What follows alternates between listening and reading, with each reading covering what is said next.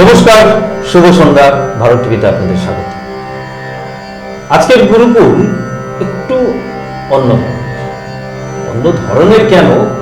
আসলে আজকে যে অতিথিকে আমরা পেয়েছি আমাদের কি বলবো, আমাদের আলাদা স্টেট থেকে। এটা আমাদের বোধহয় ভারত টিভির একটা পরম্পরা। শিল্পী আমাদের স্মিতা পান্ডে নয়, স্মিতা দাস। হয়তো আপনারা অনেকেই ভেবে নিচ্ছেন স্মিতা পান্ডে বা স্মিতা নামে অনেক আছে। আজকের শিল্পী, আজকের এই গুরুকুল অনুষ্ঠানের অতিথি স্মিতা পান্ডে। স্মিতা, শুভ সন্ধ্যা।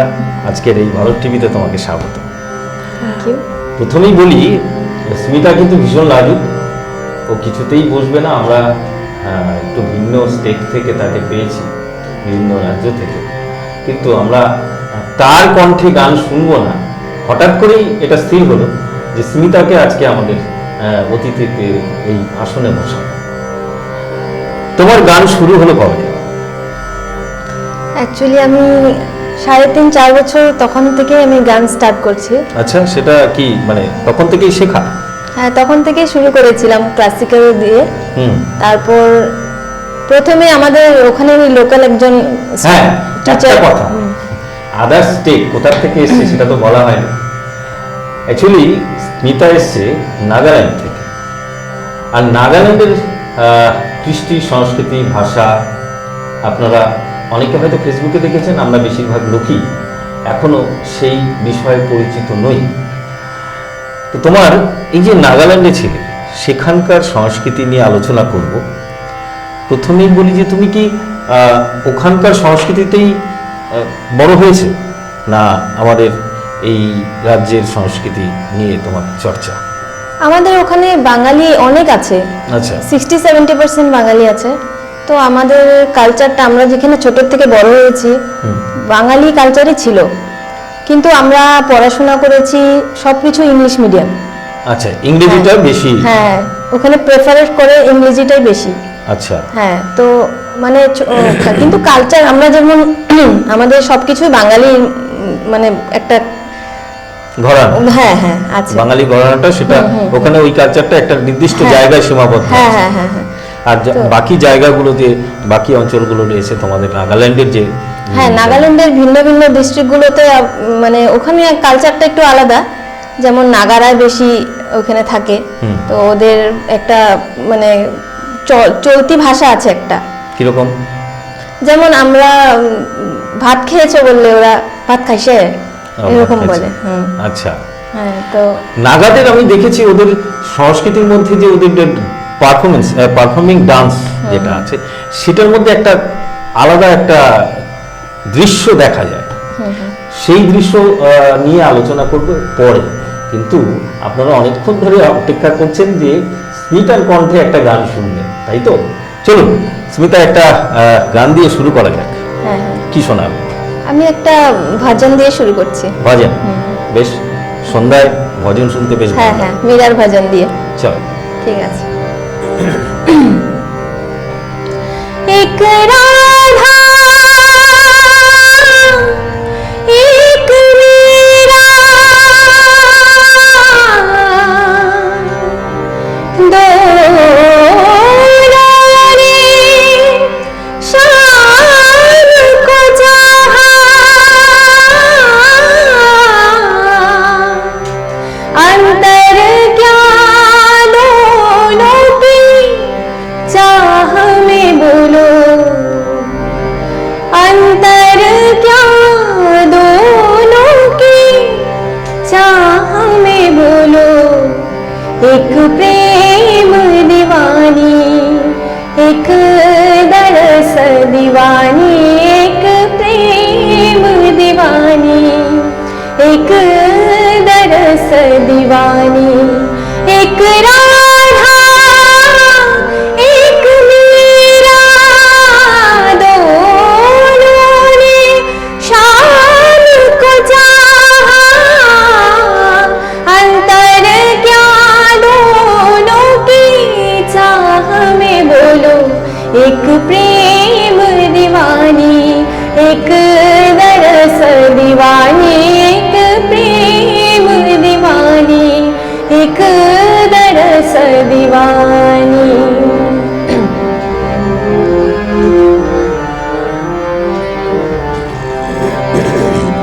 राधा ने मधुवन में ढूंढा, मीरा ने मन में पाया।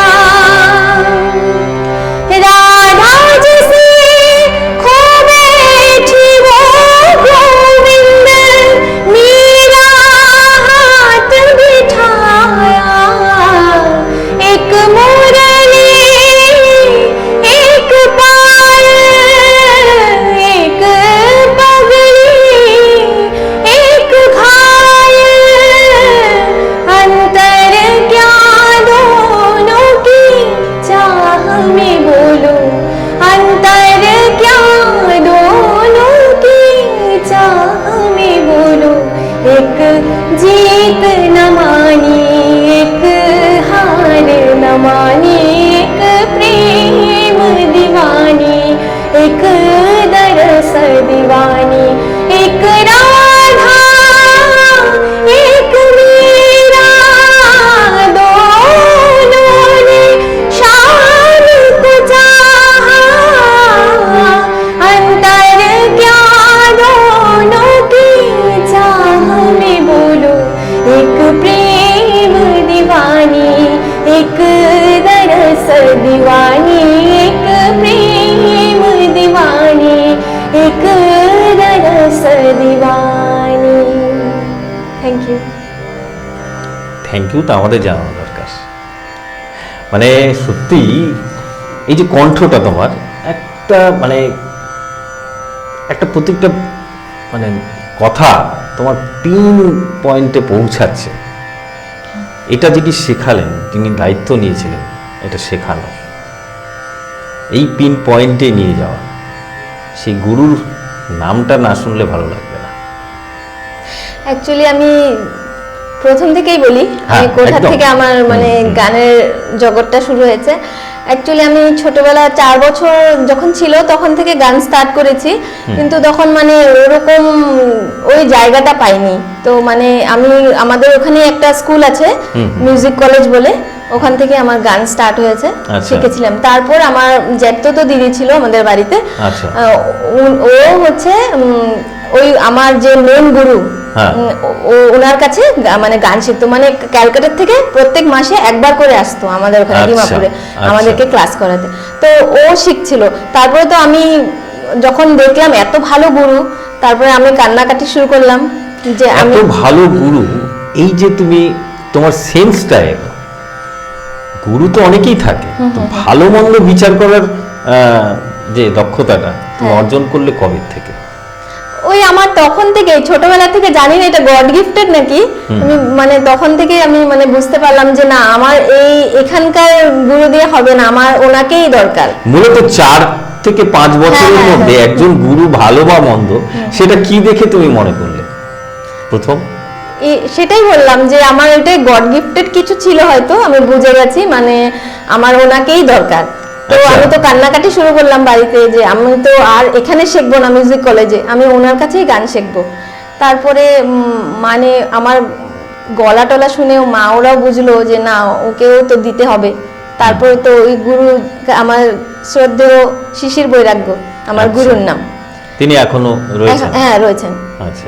ওনার কাছে তারপরে আমার এই মেন গানের জগৎটা শুরু হলো।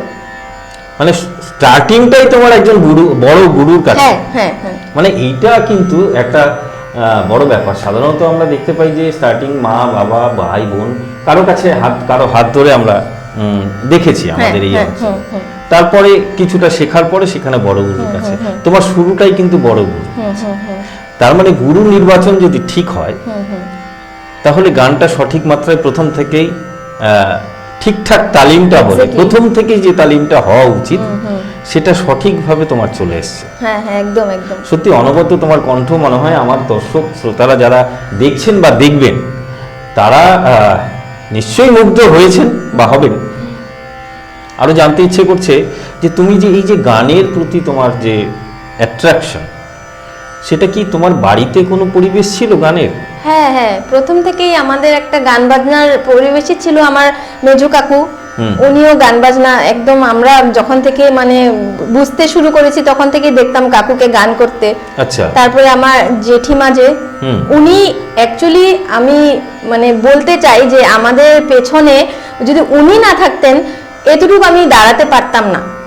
মানে তোমার জেঠিমা তোমাকে হাতে ধরে ওই গান বাজনার জগতে একদম ঠেলে, মানে সমুদ্রে ফেলে দেওয়া যায়। হ্যাঁ একদম একদম, মানে গান বাজনার সমুদ্রে ফেলে দিয়েছে। মানে আমার মা, হ্যাঁ ঠিক আছে, জন্মদাতা মা, মার থেকে বড় কিছুই হয় না। একদমই তাই। কিন্তু আমার জেঠিমা যে আমাদের জন্য যা যা করেছে, আমাদের মানে আমাদের মানে ফ্যামিলির কালচারটাই গান বাজনা নিয়ে। আমার খুব ইচ্ছে হচ্ছে তোমার জেঠিমাকে এখানে তোমার পাশে যদি পেতাম। আপনি নিশ্চয়ই দেখবেন বা দেখছেন, তো আপনার কণ্ঠে গান শোনার ইচ্ছেটা আমাদের সত্যি বারবার জাগবে। কারণ আপনার যে কি বলবো ভাস্তি, যেই জায়গায় আপনি যেই সমুদ্রে ঢেলেছেন সেখান থেকে সাঁতরে কিন্তু ও পাড়ে এসছে একটা জায়গায় তৈরি হয়েছে। আমার সত্যি এখনো গায়ে কাটা দিচ্ছে। তোমার যে কণ্ঠ তীক্ষ্ণতা, যে মেলোডি, এর পরে কি গান শোনাবে? এরপর একটা হিন্দি করি। অবশ্যই হিন্দি, চলো না। তোমার আজকের আড্ডায় তো তোমার স্বাধীনতা, এখানে এরকম আমাকে জিজ্ঞেস করে আমি তো অবাক হয়ে যাচ্ছি যে তোমার ওই নাগাল্যান্ডে থেকে এই বাঙালি ঘরানা, বাংলা চর্চা, এই সঙ্গীতের যে চর্চা, সেটা তুমি এতদূর নিয়ে গেছো। আমাদের এই জায়গা থেকেও আমরা অনেকেই হয়তো সেই জায়গাটায় পৌঁছতে পারিনি। এটাই হচ্ছে অধ্যবসায়। তোমার অধ্যবসায় ছিল বলে তুমি সেই জায়গায় পৌঁছাতে পারছো। চলো আগে গানটা শুনি, তারপরে কথা হবে। ঠিক আছে। নামগুম জায়গা করব। বাহ, লতাজির গাওয়া অসাধারণ।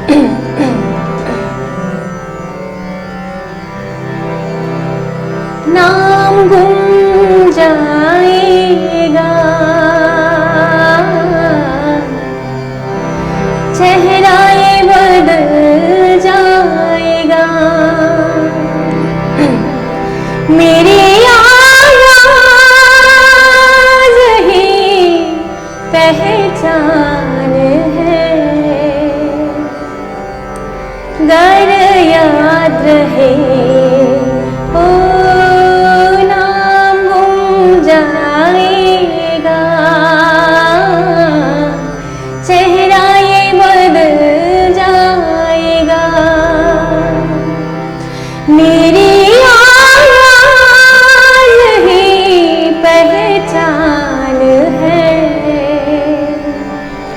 गर याद रहे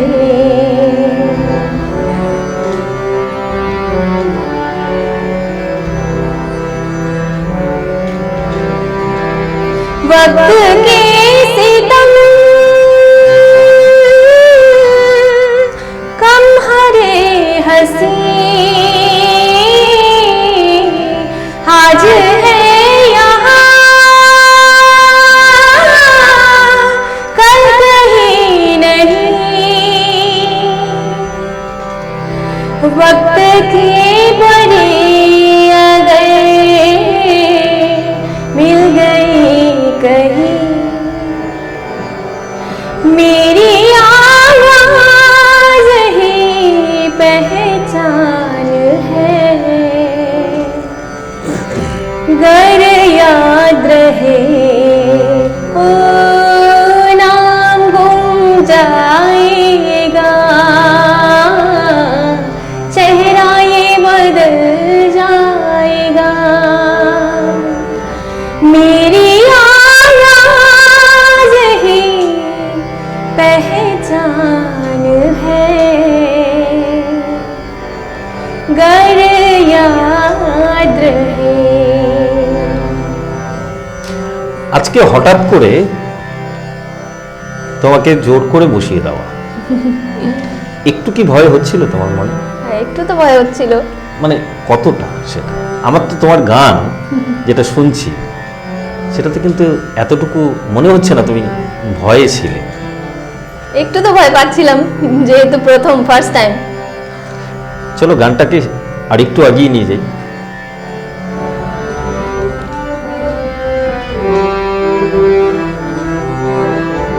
অ্যাকচুয়ালি কথাটা একটু ভুলে গেছি আমি। ঠিক আছে, আমারও অনেক লিরিক মনে থাকে না, একটু মনে করার চেষ্টা করো, না হলে রিপিট করা যেতে পারে। আমার গানটা মানে কণ্ঠটা, তোমার যে কণ্ঠটা বারবার করে ওই একই, তোমার যে গুরু তোমাকে যে কণ্ঠটাকে যে পিন পয়েন্টে পৌঁছে দেওয়ার যে শিক্ষাটা দিয়েছেন, সেটা সত্যি তাকে হ্যাটস আপ।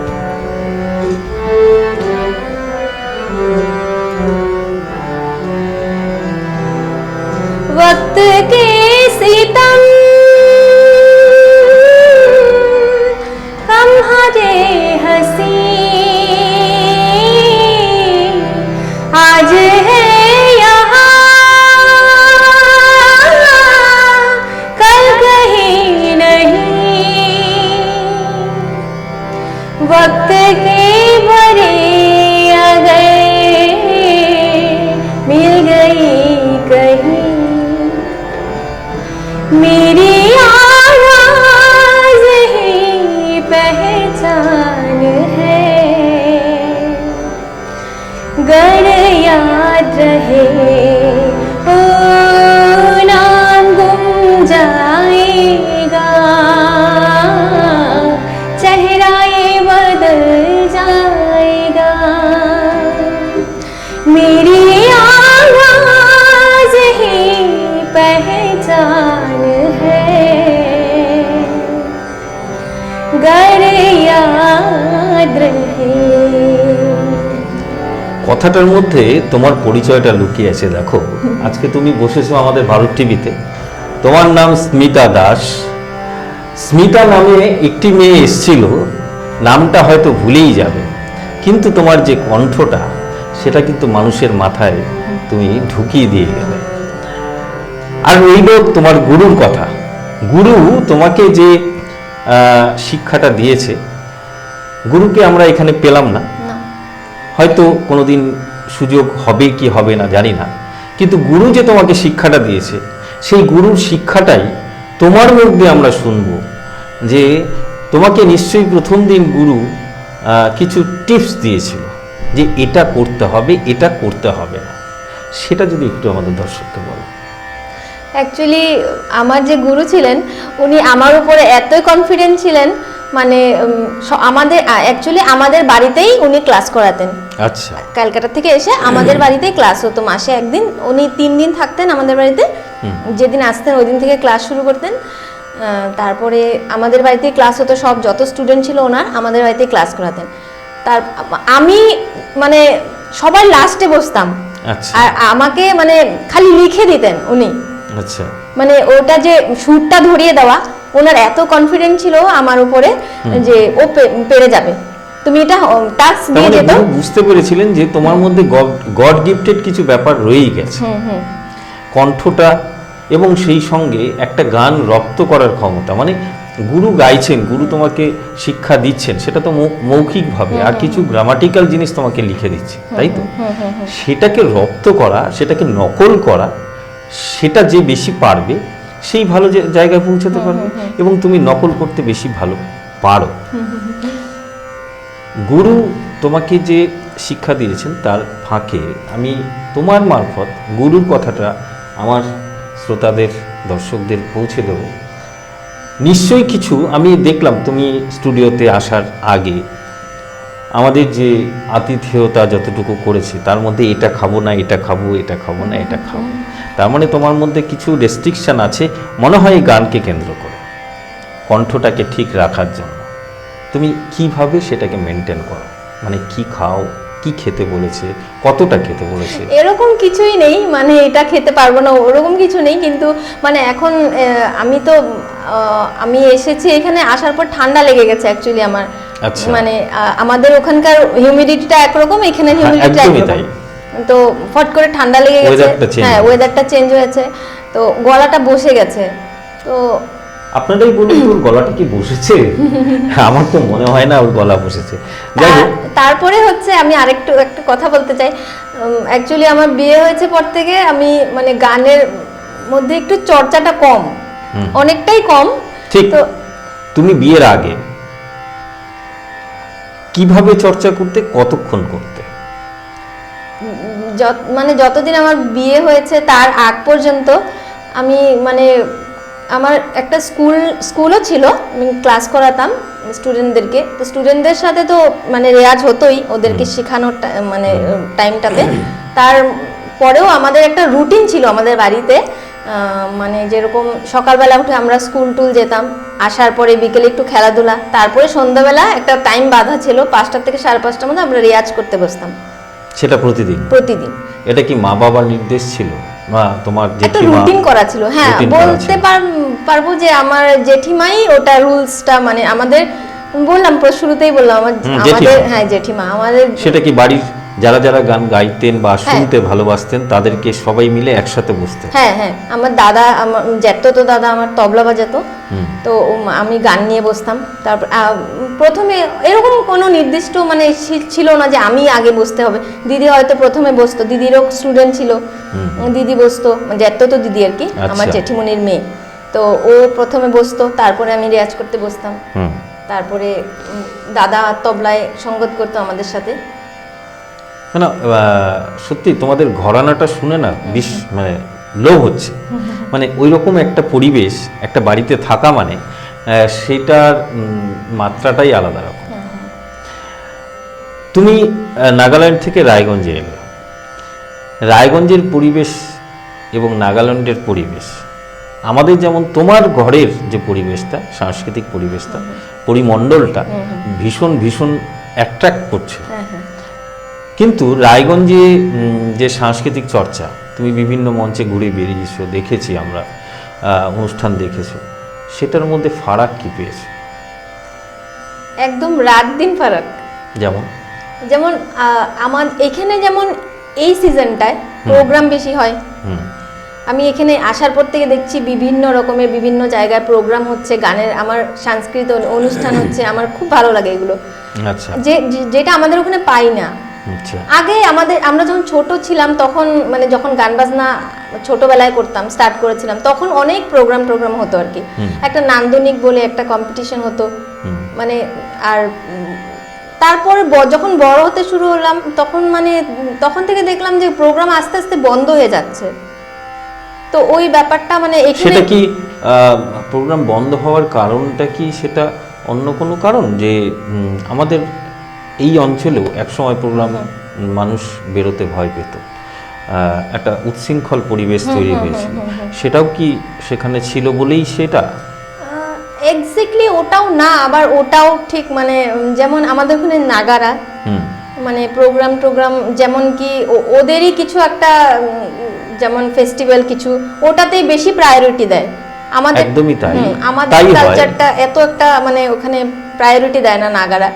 প্লাস যেমন মানে অন্যদিকের লোকরাই মানে আগে নাগাল্যান্ড বললে বাবা, এখন পর্যন্ত নাগাল্যান্ড শুনে ফরেন কান্ট্রি নাকি এখনো ভাবে। হ্যাঁ, এখনো আমাকে অনেকেই জিজ্ঞাসা করে ফরেন থেকে এসেছো? না, নাগাল্যান্ড তো ইন্ডিয়ার ভেতরেই। তো আমাদের ওখানে মানে কালচারটা একটু অন্যরকম। এখান থেকে তোমাদের ওখানে আসামিজ কালচারটা কি রকম আছে? আছে, অনেক আছে। আসামিজ অনেক আছে। আসামিজ অনেক আছে। তুমি আসামিজ কালচারের মধ্যে তোমাদের বাঙালি, তুমি বললে যে তোমাদের একটা বাঙালি ঘরানা আছে, সেখানে তোমরা যাতায়াত আছে, সেখানে অনুষ্ঠান হয়, সেখানেও কি নাগাদের তোমাদের ইনভাইট করে সেই তার নাগাদের প্রোগ্রামও রাখা হয়, না শুধু এই বাঙালি ঘরানার কালচারগুলো থাকে? না, আমাদের যে মানে প্রোগ্রামগুলো হয়, অনুষ্ঠানগুলো, ওগুলোতে মানে নাগারা চিফ গেস্ট হিসাবে থাকে। নাগারা চিফ গেস্ট হিসাবে থাকে। চিফ গেস্ট হিসাবে থাকে। বেশ। সেখানে তুমি আসামিজ গান কিছু পারফর্ম করেছো কোনোদিন মঞ্চে? ডিমাপুরে করিনি, আসামে করেছি। আসামে করেছো? এটা শোনাও না। ঠিক আছে। একটা আসামিজ গান তোমার মনে হয় তোমার কণ্ঠে আরো বেশি ভালো লাগে। চলো এটা আসামিজ গান হোক, তাই না? দাদা লিরিক্সটা বের করা যাবে? আমি আচ্ছা, লিরিক্সটা নিতে হবে তাই তো, একটু সময় লাগবে, আমাদেরও সময় হয়ে গেছে একটা ছোট্ট বিরতির। চলো একটু ছোট্ট একটা বিরতিতে যাই, ঠিক আছে। ফিরে আসছি বিরতি পর।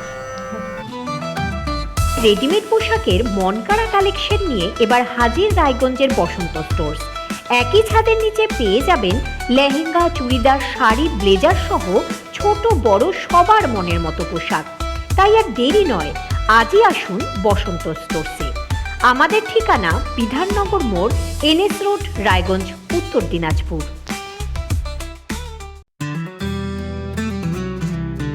গ্রসারি থেকে কসমেটিক্স,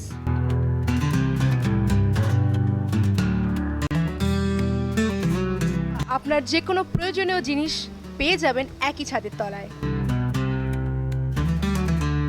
আমাদের ঠিকানা LIC মোড়, রায়গঞ্জ, উত্তর দিনাজপুর। চোখের সমস্যা বাড়ার আগেই আজই আসুন জীবন রেখা হসপিটাল, আপনার পরিবারের নতুন ভরসা। আপনার স্বপ্ন এবার আপনার শহর রায়গঞ্জে।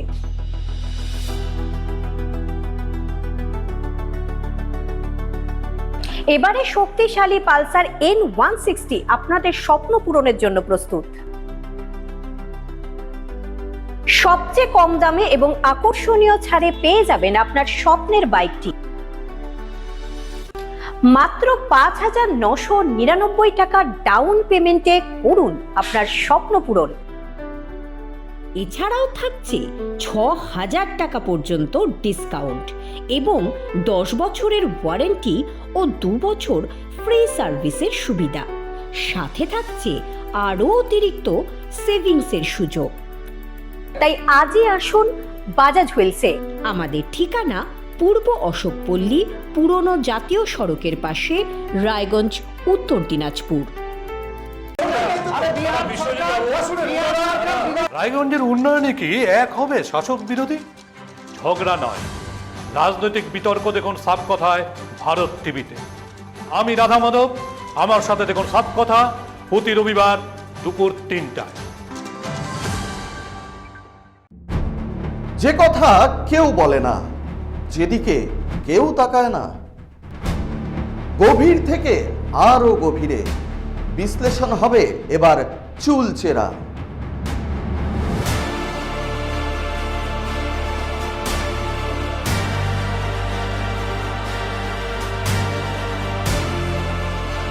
কারোর দাবেদারি নয়।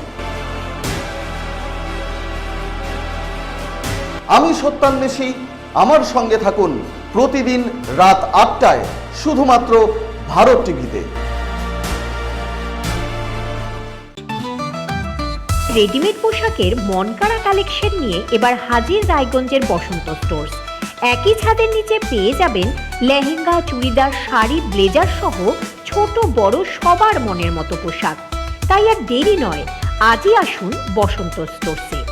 আমাদের ঠিকানা বিধাননগর মোড়, NS রোড, রায়গঞ্জ, উত্তর দিনাজপুর।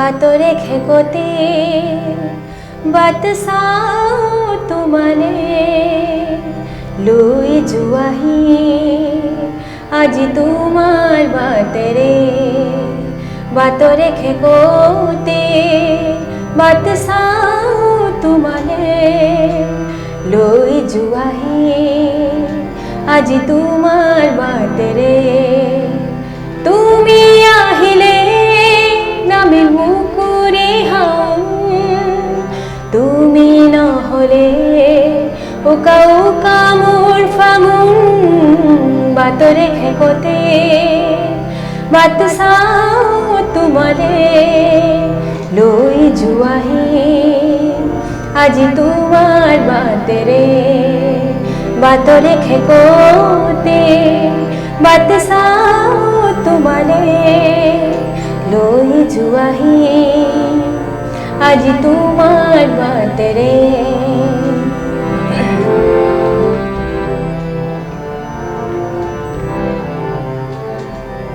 আখে পাখে বুকুরে তুমি ভেদিলা পরিধি আর হলা হঠাতে কি যে আপন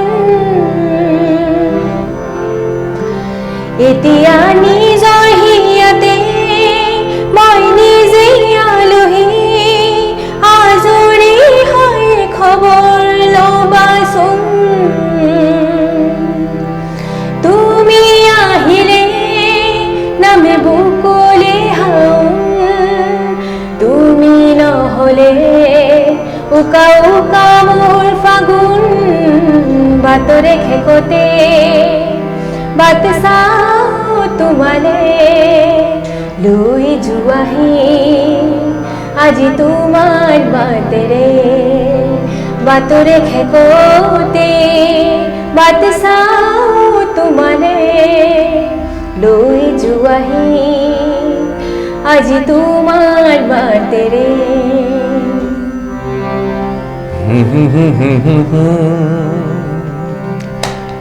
মানে কি বলবো, প্রত্যেকটা গানে একদম মানে জমিয়ে দিচ্ছে।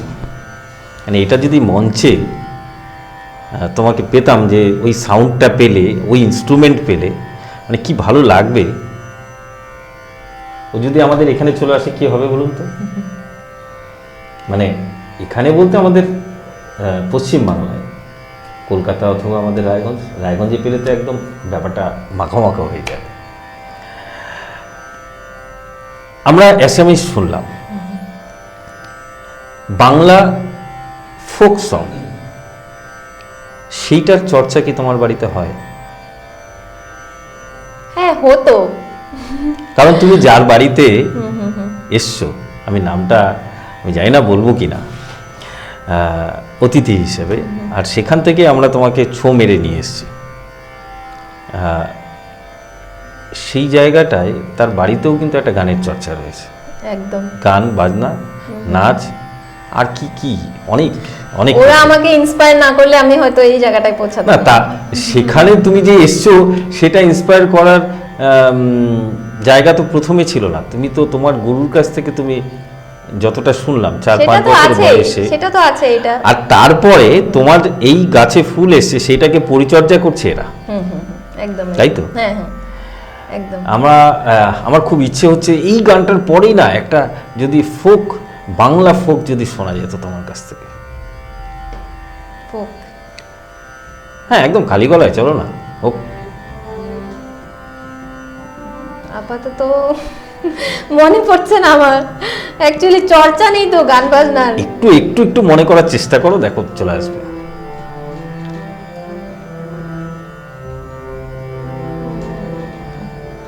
পিন্দারে পলাশের বোন, এই গানটা তোমার জানা আছে? আচ্ছা, সাধের লাউটা একটু ছোট হতেই পারে সাধের লাউ। আমরা কিন্তু এটাকে আমাদের অনুষ্ঠানে এই গানটা না হলে, আর দুর্গাপূজার বিসর্জনে যদি ওই কি জানো গানটা, আমরা ঢাকের তালে? না, ওটা তো এখন আছে।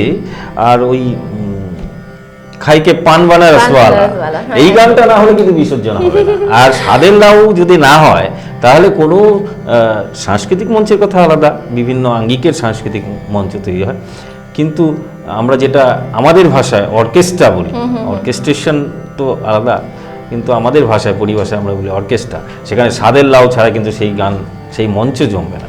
চলো, ঠিক আছে, সাধের লাউ ছোট্ট করে করব একদম। লাউয়ের আগা খাইলাম, ডগা খাইলাম, আগা খাইলাম, লাউয়ের আগা খাইলাম, ডগা খাইলাম, লাউ দিয়া বানাই আমি ডগ ডগি সাধেলাম, বানাইলো মোরে বৈরাগী সাধেলা, বানাইলো মোরে বৈরাগী। লাউয়ের আগা খাইলাম, ডগা খাইলাম, লাউ দি বানাই আমি ডগ ডগি সাধেলাম, বানাইলো মোরে বৈরাগী সাধেলাম, বানাইলো মোরে বৈরাগী। আমরা বৈরাগী তো আগেই হয়েছে, অনেকক্ষণ আগেই। মানে গানটা যখনই শুরু করলে তুমি, এই গানটা না, মানে প্রথম গানটাই যখন শুরু করলে তখনই আমরা বৈরাগী হয়ে গেছি। মানে যে তোমার কণ্ঠ, আবারও বলি, এটা তোমার অধ্যবসায় আর গুরুর যে শিক্ষাদান, এই দুটোর মেলবন্ধন যখনই হবে, তখন সেটা একটা আলাদা মাত্রায় পৌঁছায়, তাই না? আর তুমি যে গুরুকে মানে গুরু হিসেবে মেনে নিয়েছো, আগে গুরুকে গুরু হিসেবে মানতে হবে। মানতে হবে, হ্যাঁ। যে উনি আমার গুরু, গুরু মানে বাবার চাইতেও বড় বড়। জায়গায় চলে যায়, হুম হুম। তবেই সেই জায়গাটা আসে। তোমার এই গুরুর কাছে গান শেখা, গানের তালিম, আর কোনো গুরু তুমি না চেঞ্জ করোনি? না না। আমাকে আরেকটা কথা বলো, তুমি তোমার নাগাল্যান্ড ডিমাপুর, ডিমাপুরে তোমাদের যে সাংস্কৃতিক মঞ্চগুলো হয়, তোমরা সেখানে পারফর্ম কি ধরনের করো তুমি নিজে? একক অনুষ্ঠান তুমি করেছো কি? হ্যাঁ হ্যাঁ, অর্কেস্ট্রার আমি অনেক ছোটবেলা থেকে করি অর্কেস্ট্রার প্রোগ্রাম। আচ্ছা, হুম, হিন্দি বেশি করতাম। আচ্ছা, আমাদের ওখানে যেমন মানে বললাম না, কালচারটা একটু অন্যরকম। মানে হিন্দি বা ইংরেজি, হিন্দিটাই বেশি। হ্যাঁ, হিন্দিটাই করতাম, হিন্দিটাই। Actually তাই হবে, হ্যাঁ। নাগাল্যান্ডে বাংলা হ্যাঁ, ভাষাভাষীর মানুষ কম থাকে, প্রবাসীরা থাকে, হিন্দিটাই করতাম। তারাই বাংলা হয়তো একদম, একটু পছন্দ করে। বাংলা বুঝতে পারা, বাংলা ভালোবাসে না এরকম লোক তো নেই। না না না। সেখানে বাংলাটাকে বুঝতে পারার জায়গাটা থেকে এই ভাষার চেঞ্জটা আসে। তো সেখানে অর্কেস্ট্রেশন বলতে আমাদের এখানে যেটা অর্কেস্ট্রা বলতে, ব্যান্ড ব্যান্ড বলতে যেটা বোঝায়, অর্কেস্ট্রা হলেই আমাদের এখানে কিন্তু শুরু থেকে শুরু হবে, একটু নাচের গান হোক, একটু নাচের গান হোক, একটু নাচের গান হোক। সেই অনুষ্ঠানটা কি তোমাদের ওই ওই পর্যায়ে যায় না, নাকি যে কোনো সফট গান, একটু মেলোডি গান, সেটা বেশি? আমি যখন আমি প্রোগ্রাম করতাম তখন এরকমই মেলোডি দিয়ে শুরু করতাম, তারপরে রিকোয়েস্ট আসতো। ডিমান্ডটা কোনটার বেশি? নাচের গান। ওখানেও তাই একই পরিবেশ, অ্যাকচুয়ালি সবাই এনজয় করতে হ্যাঁ চায়। হ্যাঁ, ওইটা আবার সব ক্ষেত্রে তাই হতো না। যেমন কি একটু কালচারাল টাইপের যদি একটু প্রোগ্রাম অর্কেস্ট্রার হতো, যেমন কি আমরা যেরকম টিভি শো দেখি সারেগামাপা, এরকম টাইপের কিছু ওরকমও হয়, তো ওখানে আবার এগুলো নাচের গান টান ওগুলো আবার না, সেটা ঠিক আছে। আর ঘরোয়া বা বড় করে ক্লাসিক্যাল অনুষ্ঠান, এই ধরনের অনুষ্ঠান কি তোমাদের ওখানে হয়? হ্যাঁ, প্রত্যেক বছর আমাদের ওখানে একটা বাৎসরিক একটা দুটো সংস্থা আছে, একটা বাঙালি সমাজ আর একটা কি ছিল নামটা মনে পড়ছে না, তো ওরকম দুটো মানে অনুষ্ঠান করে ওরা। সেখানে কি তুমি পারফর্ম হ্যাঁ, করেছো? পারফর্ম করি আমি সব, মানে প্রত্যেকটা এখন থেকে যতগুলো মানে পারফর্ম করে এসেছি প্রথম স্থানেই থাকি আমি। বাহ, না আমি সেটা বলছি না, একক অনুষ্ঠান সেটা তো তুমি প্রতিযোগিতার কথা বললে। হ্যাঁ হ্যাঁ, কম্পিটিশন। কম্পিটিশন ছাড়া তুমি Competition এমনি ছাড়া। কোনো একক অনুষ্ঠান যে সব মিলিয়ে, যে অর্কেস্ট্রা ছাড়া, যে ক্লাসিক্যাল কোনো ঘরানার প্রোগ্রাম, সেখানে পারফর্ম করেছে? হতো আগে, এখন সেটা বন্ধ হয়ে গেছে। মানে কালচারটা একটু চেঞ্জ হচ্ছে, একটু চেঞ্জ। হ্যাঁ এটা বোধহয় আমাদের সময়ের সাথে তাল মিলিয়ে এটা চলে আসছে। হ্যাঁ হ্যাঁ, এরকমই। তোমাদের ওখানে পাশেই ওই আসাম বিহু উৎসব, বড় উৎসব, বড় উৎসব, সেই বিহুতে তুমি তুমি যোগদান করো? করতাম। এখন কেন না?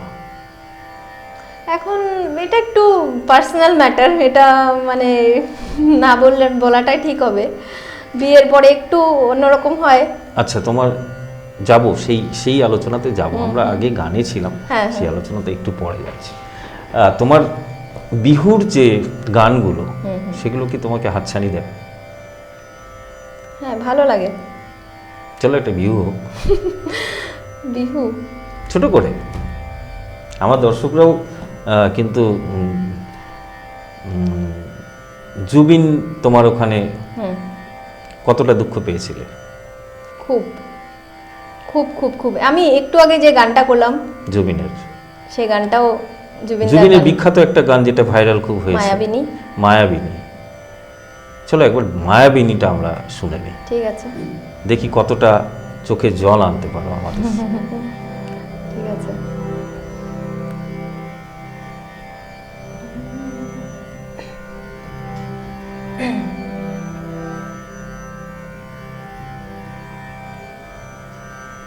স্কেলটা একটু চেঞ্জ করি। অ্যাকচুয়ালি যেই সময়টা তুমি তোমার কাজ করতে থাকো, আমি বলছি। জুবিন হঠাৎ করেই উঠে এলো, একটা এক্সট্রিম পয়েন্টে গিয়ে জুবিনকে আমরা হারিয়ে ফেললাম। কষ্টটা ওখানকার মানুষের যতটা হয়েছে, আমাদের এই পশ্চিমবাংলার মানুষও কিন্তু ভীষণ, সেই কটা দিন ভীষণ ভীষণ ব্যথিত ছিল, একদম একদম শোকাহত ছিল। চলো জুবিনের গান দিয়েই আমরা দেখি, ঠিক আছে। একটু এগিয়ে যাই। ঠিক আছে।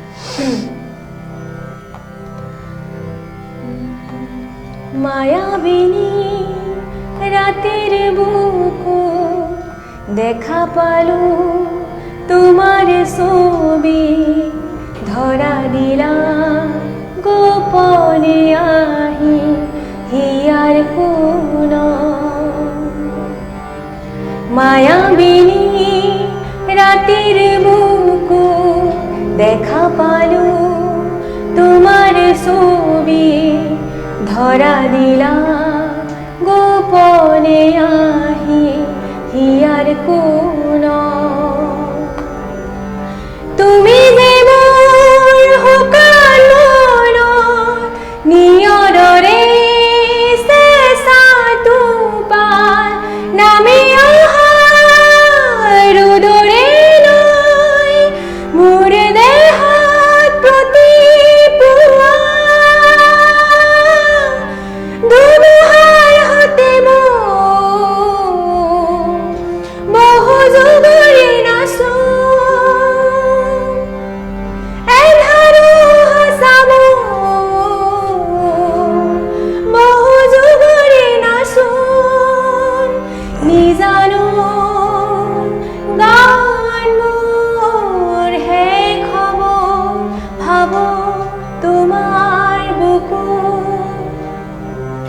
মায়াবিনী রাতের বুকু দেখা পালু তোমার ছবি, ধরা দিলা গোপনে আহি হিয়ার কোন। প্রতিহরতার প্রভাতী ফুলে কবু তোমাকে মোর কথা, প্রতি মেঘালি রেখা জুড়ে কবু তোমাকে মোর ব্যথা। ধুনুহার হতে বহু যুগরে নাসো এধারো হাসাবো বহু দিনরে আপন। নিজানো গান মোর হে খবর ভাবো তোমার বুকু। মায়াবিনী রাতের বুকু দেখা পালু তোমার ছবি, ধরা দিলা গোপনে আহি হিয়ার কোন।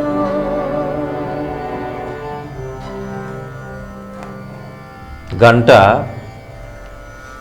আমার মনে হয় গোটা ভারতবর্ষের মানুষকে কাঁদিয়েছে এবং বিদেশেও। সত্যি। জুবিন মারা গেল, তুমি কদিন উপোস করেছিলে?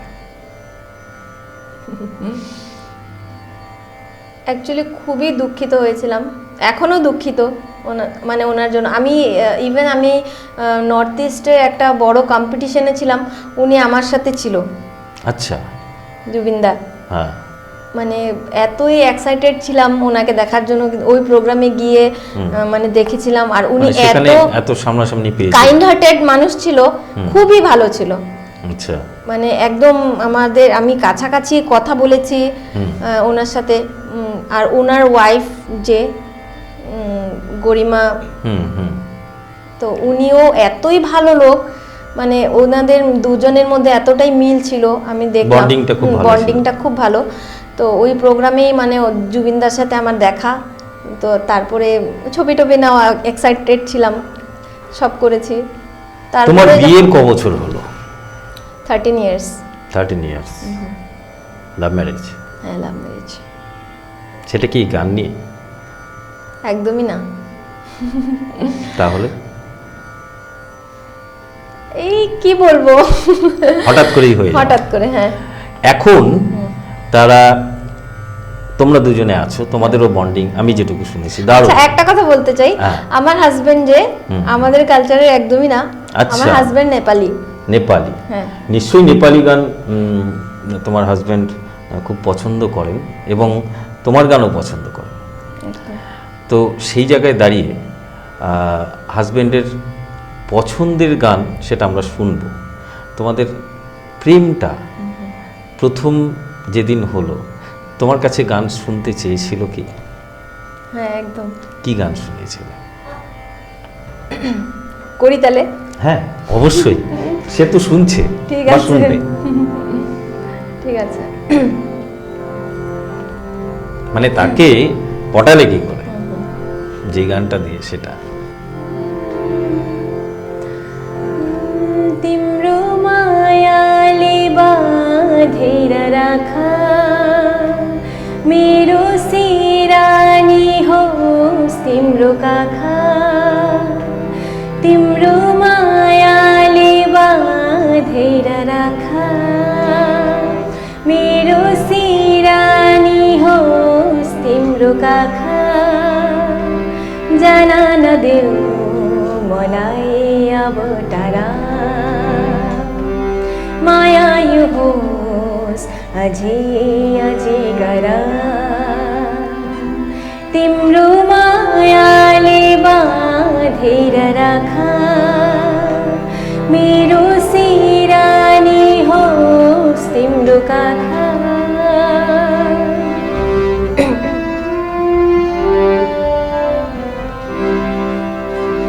मन मेरो तिमीबाट टाढा नजाओस्, मन मेरो तिमीबाट टाढा नजाओस्, आधिउरी सम्बन्धमा कहिले नआओस्, आधिउरी सम्बन्धमा कहिले नआओस्, तिम्रो मुटुमै साधेर राखा, मेरो सिरानी होस् तिम्रो काखा,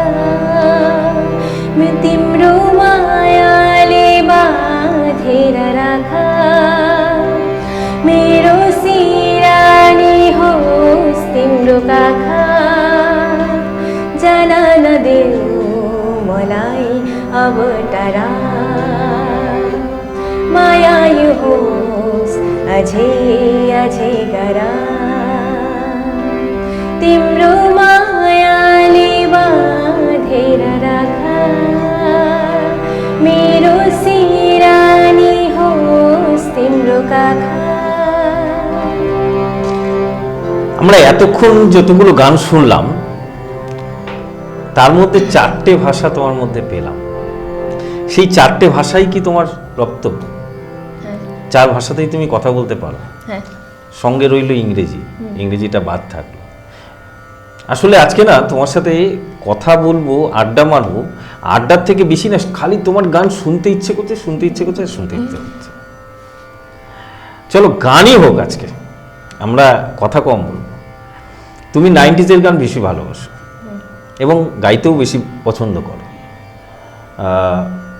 সেই গানগুলো তুমি কি তোমার গুরুর কাছ থেকে শিক্ষা নিয়েছো, বা মানে কোনো টেকনিক নিয়েছো, না শুধু ওই ক্লাসিক্যাল বেসটা নিয়ে তুমি? হ্যাঁ হ্যাঁ, এটা আমি নিজের থেকে করতাম। নিজের থেকে? হ্যাঁ হ্যাঁ। 90s গান, বাংলা যে লতাজির গাওয়া গান, একটা বাংলা গান কি শোনাবে? ঠিক আছে, চলো ওকে। যারে যারে উড়ে যারে পাখি করি। নিশ্চয়ই, সেই গানটা হতেই পারে। যারে যারে উড়ে যারে পাখি, উড়ালো প্রাণের মেলা, শেষ হয়ে এলো বেলা, আর কেন মিছে তোরে বেঁধে রাখি,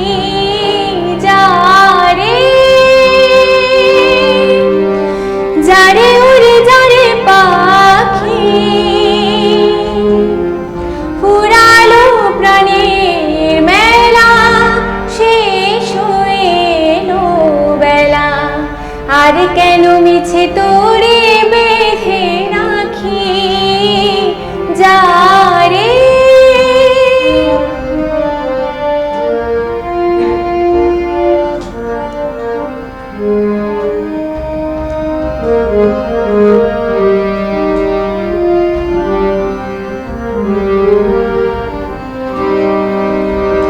আকাশে আকাশে ফিরে যা ফিরে আপন নীরে শ্যামল মাটি বন ছাই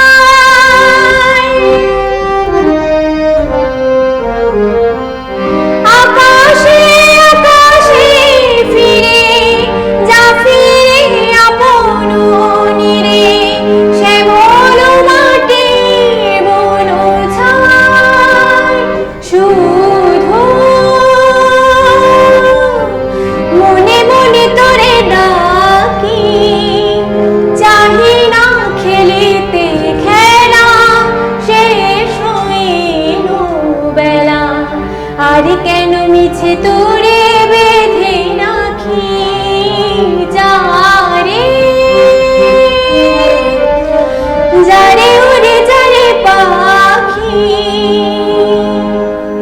ফুরালো প্রাণীর মেলা শেষ হয়ে এলো বেলা আর কেন মিছে তোরে বেঁধে রাখি যারে কি বলবো বলো তো, তুমি না এক কাজ করো, গান করার পরে আর থামতে হবে না, পরের গানটা ধরে নাও নিজের থেকেই, আমি খালি শুনেই যাই, আমার দর্শক শ্রোতারা শুনেই যাক। মানে কষ্ট হচ্ছে দাদা গান গেতে। কেন? মানে ওই একদম গলাটা গলাটা ধরে একটু গেছে। প্রবলেম হচ্ছে। হ্যাঁ, স্বাভাবিক। একটু তুমি একটা ওয়েদারে ছিলে, সেখান থেকে একদম। আমাদের একটু ঠান্ডা বেশি এদিককার, যদিও দুদিন হলো আমরা একটু স্বস্তির নিঃশ্বাস ফেলছি। একটু কষ্ট তো হচ্ছেই, কিন্তু ছাড়বো না যে। আচ্ছা দাদা, আমি একটা কথা বলতে চাই, হ্যাঁ বলো। খুব গুরুত্বপূর্ণ কথা। হ্যাঁ একদম, নিশ্চয়ই নিশ্চয়ই নিশ্চয়ই বলো। আমি অ্যাকচুয়ালি আমি এখন যেখানে আছি আমার বোনের বাড়ি, হুম। খুব মানে বোনের হাজবেন্ড হ্যাঁ, আমি খুব বিখ্যাত লোক। বিখ্যাত লোক, সেই বোনের হাজবেন্ড বারবার করে আমাকে একটা জায়গায় আটকে দিচ্ছে। আমি বলতে যাচ্ছি, তো তুমিই বলে ফেলো যে না না না, এই পরিচয়টা এখন দেওয়ার দরকার নেই অন ক্যামেরাতে, হ্যাঁ তুমি না হয় বলেই ফেলো। হ্যাঁ আমি অবশ্যই বলবো, বলতে চাই, অনেকক্ষণ থেকে বলতে চাচ্ছি। হ্যাঁ একদম, হজম করা যাচ্ছে না। হজম করা যাচ্ছে না। মানে আজকে আমি এখানে তোমাদের সামনে যে আছি, আমি আমার বোনের হাজবেন্ড ইন্সপায়ার না করলে আমি একদমই হয়তো, তাই। হ্যাঁ, এখানে বসতে পারতাম না। প্লাস আপনারা সবাই ওনাকে চেনেন, খুব বিখ্যাত লোক রায়গঞ্জে, হারমোনিয়াম নিয়ে বসে আছে, হারমোনিয়াম নিয়ে আমার সাথে অনেকক্ষণ থেকে আমার মানে সাথে আছে হারমোনিয়ামে, প্রথম থেকে। না বলে পারতাম না, মানে না বললে না হয়, যেটা মানে বলতে চাইছি এজন্য। তো নামটা তো খুব পরিচিত, তোমরা সবাই জানবে, রূপক ঘোষ। একদম। আসলে রূপক অনেকক্ষণ ধরেই ও বসতে চাইছিল না হারমোনিয়ামে, আমি বললাম হারমোনিয়ামটা ধর। আর পরিচয় হচ্ছে রূপকের মিসেসের দিদি, অর্থাৎ স্মিতা, একদম আমাদের কি বলবো, স্মিতা এসছে নাগাল্যান্ড ডিমাপুর থেকে। আর 90 যে গান, যে সেগুলো নিয়ে আমরা, হ্যাঁ সেই গানটার দিকে আমরা দৃষ্টি আকর্ষণ করব। মানে দর্শক শ্রোতা তোমার গান নিয়ে মানে আহা হা করছে একদম।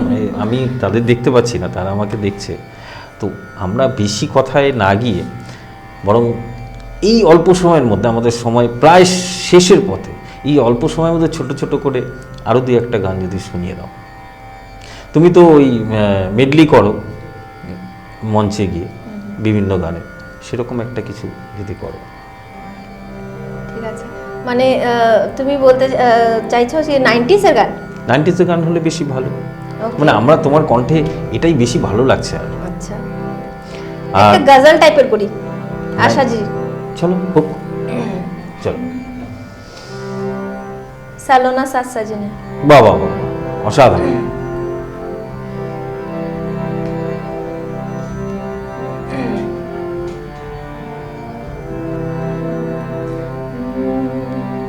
सलूना सा सजन है और मैं हूँ, सलूना सा सजन है और मैं हूँ, जिया में एक अगन है और मैं हूँ, सलूना सजन है और मैं हूँ। आ, आ, आ,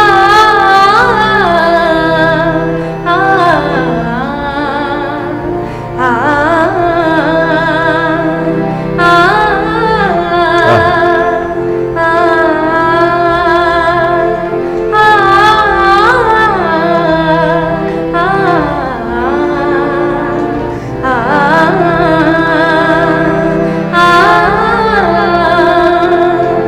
सलूना सा सजन है और मैं हूँ, जिया में एक अगन है और मैं हूँ, सलूना सा सजन है और मैं हूँ,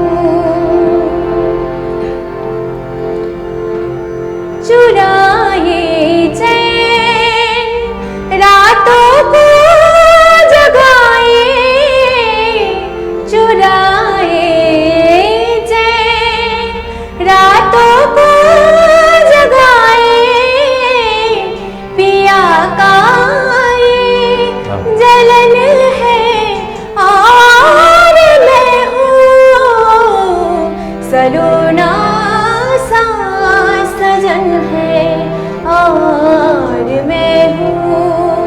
आ, आ, आ, आ,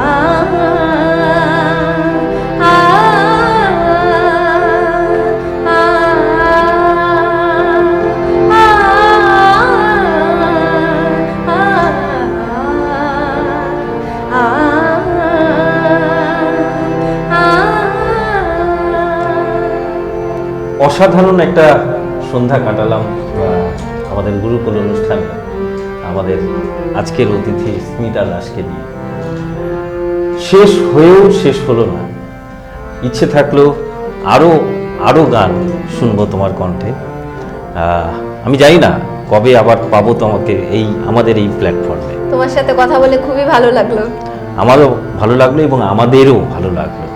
সবচাইতে ভালো লাগলো তোমার যে কণ্ঠ, তোমার যে পরিবেশনা, তোমার যে সঙ্গীত সাধনা, সেটা আমাদের দর্শকরা নিশ্চয়ই তোমাকে অনেক বুক ভরা ভালোবাসা এবং আশীর্বাদ দেবে।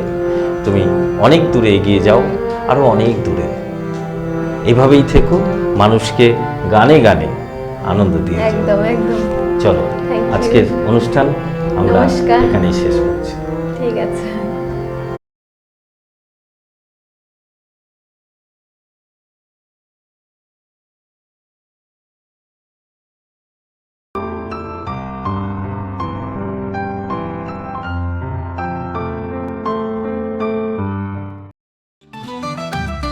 রেডিমেড পোশাকের মনকাড়া কালেকশন নিয়ে এবার হাজির রায়গঞ্জের বসন্ত স্টোর্স।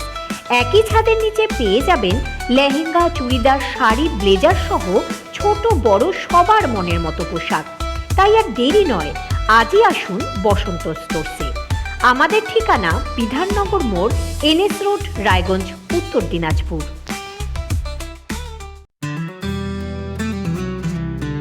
গ্রসারি থেকে কসমেটিক্স,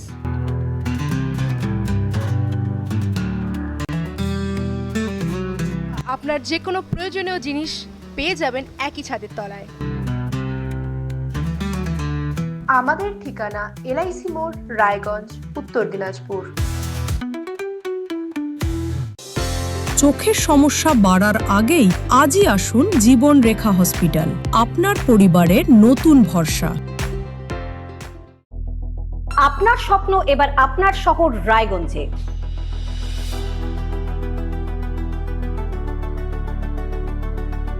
এবারে শক্তিশালী পালসার N160 আপনাদের স্বপ্ন পূরণের জন্য প্রস্তুত। সবচেয়ে কম দামে এবং আকর্ষণীয় ছাড়ে পেয়ে যাবেন আপনার স্বপ্নের বাইকটি। মাত্র 5,999 টাকা ডাউন পেমেন্টে করুন আপনার স্বপ্ন পূরণ। এছাড়াও থাকছে 6,000 টাকা পর্যন্ত ডিসকাউন্ট এবং 10 বছরের ওয়ারেন্টি ও 2 বছর ফ্রি সার্ভিসের সুবিধা। সাথে থাকছে আরও অতিরিক্ত সেভিংসের সুযোগ। তাই আজই আসুন বাজাজ হুইলসে। আমাদের ঠিকানা পূর্ব অশোকপল্লী, পুরনো জাতীয় সড়কের পাশে, রায়গঞ্জ, উত্তর দিনাজপুর।